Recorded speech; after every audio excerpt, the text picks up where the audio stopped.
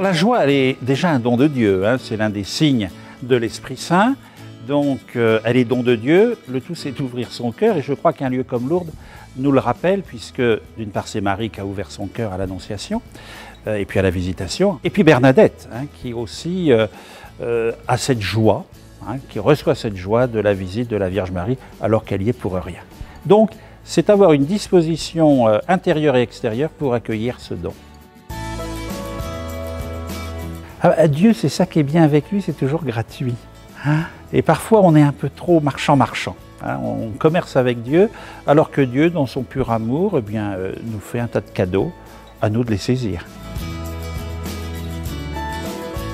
Alors, chaque baptisé, c'est d'ailleurs dit dans le sacrement de baptême, au moment de l'onction de Saint-Crème, hein, tu participes à la dignité du Christ, tu deviens prêtre, prophète et roi. Donc chaque baptisé a cette mission. Alors après, selon ses situations de vie, selon son âge, selon ses capacités ou autres, à rayonner de cette joie, de sa joie, de ce savoir, disciple de Jésus et habité par l'Esprit Saint. Le recteur des sanctuaires, dans sa causerie de cet après-midi, a rappelé l'importance de la prière. Et l'évêque de Lausanne, dans la prédication à la messe internationale, a rappelé que la patronne des missions, c'est Sainte Thérèse de l'Enfant Jésus, jeune carmélite, cloîtrée à Lisieux et malade.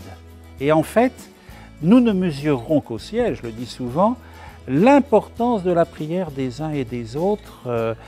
Et si on regarde, je pense à Saint Dominique par exemple, qui d'abord fonde un ordre de femmes priantes pour soutenir les premiers dominicains qui vont eux sillonner l'Europe pour prêcher l'Évangile. Donc on a besoin les uns des autres. Et souvent comme évêque, déjà comme prêtre, je me disais, heureusement qu'il y a des moines ou des religieuses qui prient pour moi, parce qu'il y a des moments où j'aimerais consacrer plus de temps, un petit peu à cœur avec Dieu, mais on se soutient les uns les autres. Donc les personnes malades, les personnes âgées, les contemplatifs ont vraiment une place extraordinaire pour, je dirais, soutenir, entrer dans l'effort missionnaire.